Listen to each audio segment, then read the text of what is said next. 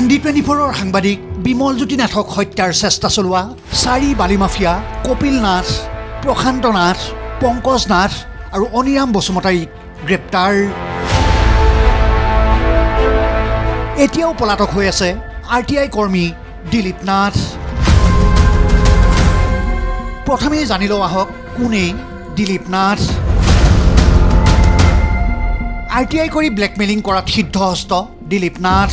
এই কাৰণতে পূৰ্বতেও কাৰাগাৰলৈ যাব লগা হৈছে এইটো দগাবাজ দিলীপ নাথ। আৰু এইটো দিলীপ নাথৰ প্ৰত্যক্ষ উদগনিতেই ND24 সাংবাদিক বিমল জ্যোতি নাথক হত্যাৰ চেষ্টা চলোৱা হৈছিল। মূল যিজনে আচলতে নেতৃত্ব লৈছে তেওঁ হ'ল কপিল নাথ। কপিল নাথ হৈছে আমাৰ RTI কৰ্মীৰ নামত ব্লেকমেইলিং কৰি ফুৰা বুলি আৰু তেওঁ গ্ৰেপ্তাৰো হৈছে, হাতত হেণ্ডকাপো পিন্ধিছে তেওঁ। গতিকে সেইগৰাকীৰে পুত্ৰ। আৰু মই শুনা মতে এই বালিৰ মহলটো বোলে এই যে RTI নামত ব্লেকমেইলিং কৰি ফুৰা এই দিলীপ নাথৰ বোলে মালিক হেনো, সেই মহলটোৰ মালিক হেনো দিলীপ নাথ। স্থান ঢেকিয়াজুলিৰ হুগ্ৰাজুলিৰ 5 নৈ। এই স্থানতে RTI কৰ্মী দিলীপ নাথে অবৈধ শিলবালিৰ খনন চলাই গৈছিল। পুত্ৰ কপিল নাথ, ঢেকিয়াজুলি জিলা কংগ্ৰেছৰ সভাপতি দাদুল বৰকটকীৰ খোলখালী, প্ৰশান্ত নাথ, গুণ্ডা পংকজ নাথ আৰু অনিৰাম বসুমতাৰীক লৈ দিলীপ নাথে চলাই গৈছিল এই ভয়ংকৰ কুকাৰ্য।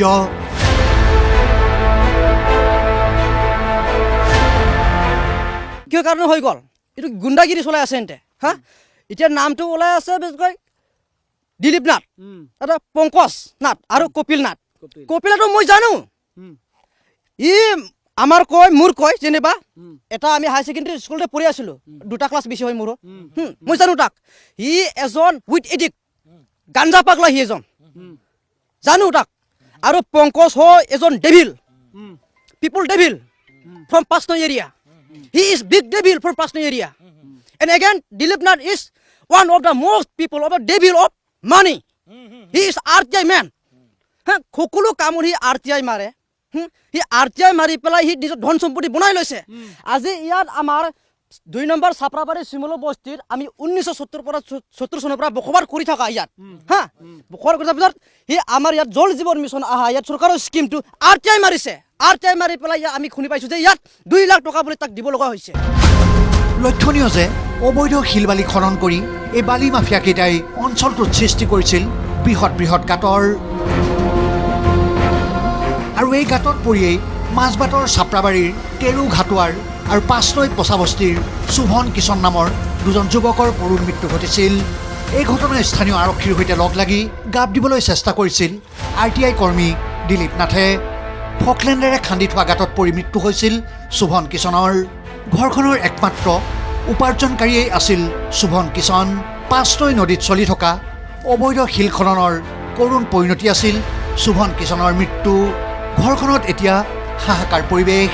উপস্থিত হৈছিল আমাৰ তেজপুৰৰ সাংবাদিক সংগীতা দেৱী। এই ঘৰখন শুভম কিষণৰ। পৰিয়ালটোত এতিয়া হাহাকাৰ অৱস্থা। মাছ মাৰি জাল মাৰিব গৈছিলে আৰু নদীত আছিলে যে তাতে পৰি পেলাই মৰি গ'ল। গাঁতত পৰি পেলাই ঢুকালে। আপোনালোকে তাৰপিছত কোনোবা আপোনালোকৰ ওচৰলৈ আহিছিলে নে? যেতিয়া আপোনালোকৰ মানুহজন ঢুকালে তাত যে গাঁতত পৰিলে, তাৰপিছত কোনোবা মানুহ আহিছিলে নেকি খবৰ ল'বলৈ? মানে বেলেগ মানুহ কৈ দিলে আৰু তাৰফালে মানুহবিলাক গৈ পেলাই আনিছে। আনি যোনতেনে ইয়াতে আনি দিলে না এখন আহিছোঁ আমি আৰু পলাইছিলোঁ যে মাথা ভাঙি দিছিলে মাৰি পেলাই। মাত্ৰ 2 মাহ পূৰ্বে শিল মাফিয়াই খনা ঘাটত পৰি মৃত্যু হৈছিল চাপ্ৰা বস্তিৰ আন এজন যুৱক তেৰু ঘাটুৱাৰৰ। নদীখনত কেঁচাৰ মিল খুলি দুটাকৈ যোৱা আজি 2 মাহৰ আগত আৰু এজন চাপ্ৰাবাৰীৰে মানুহ এজন মৃত্যুমুখত পৰিল এই নদীখনত সোমাই। আৰু আমাৰ এইটো গাঁৱৰো এনেকুৱা হৈছে। গতিকে মই ভাবোঁ কি চৰকাৰে যাতে এইটো বিহিত ব্যৱস্থা লওক, তেওঁলোকৰ ওপৰত আইন ব্যৱস্থা কৰিলে ভাল হ'ব বুলি মই। এই ঘটনাৰে বাতৰি কৰি ঘূৰি অহা আমাৰ সাংবাদিক বিমল জ্যোতি নাথক কালি হত্যাৰ চেষ্টা চলাই RTI কৰ্মী দগাবাজ দিলীপ নাথৰ কুলাংগাৰ পুত্ৰ কপিল নাথ আৰু এটা দলে 5 নৈত উপস্থিত হৈছিল গুৱাহাটীস্থিত সাংবাদিক বিজয় কলিতা।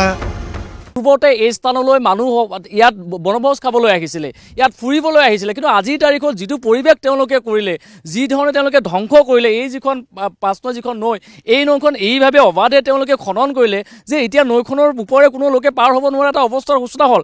সেইটো পাৰে যদি চাই সেইটো ফালে গোটেই ওদালগুৰি ডিষ্ট্ৰিক্টৰ আণ্ডাৰত তেওঁলোক পৰিছে। আমি যিটো পাৰত আছোঁ এই পাৰটো হৈছে শোণিতপুৰৰ আণ্ডাৰত। গতিকে এই যিসকল লোক আছে এই লোকসকলে এতিয়া তেওঁলোকে পাৰ হৈ নৈখন পাৰ হৈ তেওঁলোকে এইফালে আহিব নোৱাৰে, কাৰণ নৈৰ প্ৰকাণ্ড গাঁত, আৰু সেই প্ৰকাণ্ড গাঁতত পৰিয়ে ইতিমধ্যে দুগৰাকী ইয়াৰ স্থানীয় যুৱকৰ মৃত্যু হৈছে।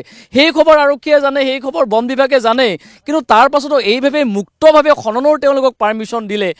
আমাৰ সাংবাদিক বিমলজ্যোতি নাথক হত্যাৰ চেষ্টা চলোৱা 4 শিল বালি মাফিয়াক গ্ৰেপ্তাৰ কৰিছে আৰক্ষীয়ে।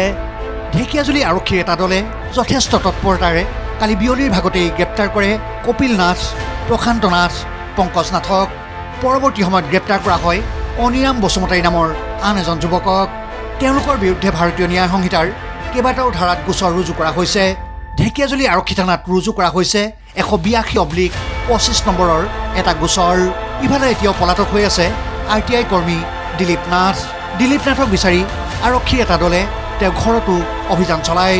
ইফালে সাংবাদিক বিমলজ্যোতি নাথৰ হত্যাৰ প্ৰচেষ্টা চলোৱাৰ ঘটনাক তীব্ৰ নিন্দা জনাই আজি তীব্ৰ প্ৰতিবাদ সাব্যস্ত কৰে ঢেকীয়াজুলি প্ৰেছ ক্লাবে।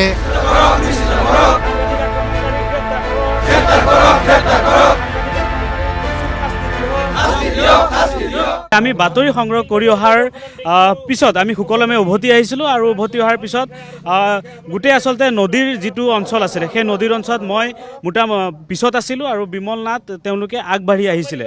সেই মুহূৰ্তত পাঁচনৈ চেণ্টাৰত কিছু মুহূৰ্তৰ বাবে মই আগবাঢ়ি গৈছিলোঁ। সেই মুহূৰ্ততেই বিমল নাথ আৰু আমাৰ আন এগৰাকী সতীৰ্থক পাঁচনৈ চেণ্টাৰত এইসকল যিসকল বালি মাফিয়া তেওঁলোকে আগভেটি ধৰে আৰু মটৰ চাইকেলৰ চাবি কাঢ়ি লয়, আৰু যি তেওঁলোকৰ মোবাইলত আবদ্ধ হৈছিলে, কালি যি প্ৰতিবাদী কাৰ্যসূচী ৰূপায়ণ কৰিছিলে সকলো তেওঁলোকে ডিলিট কৰিছিলে। ঢেকীয়াজুলি প্ৰেছ ক্লাবৰ প্ৰতিবাদত সমৰ্থন জনাই কেইবাটাও দল সংগঠনে তেওঁলোকে দোষীক কঠোৰ শাস্তিৰ পোষকতা কৰে।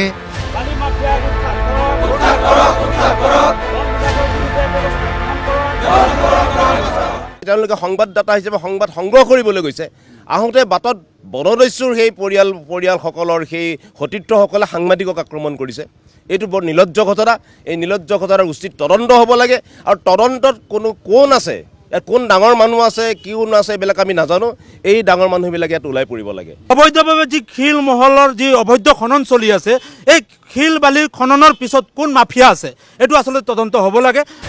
দগাবাজ RTI কৰ্মী দিলীপ নাথক বিচাৰি আৰক্ষীয়ে অভিযান অব্যাহত ৰাখিছে।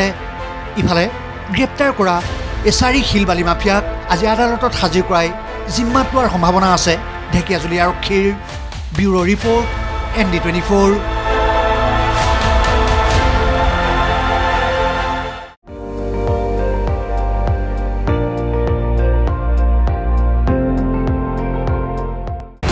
আপুনি চাই আছে ND24, সৰ্বশ্ৰেষ্ঠ নহয় সৰ্বোত্তমৰ দৌৰত।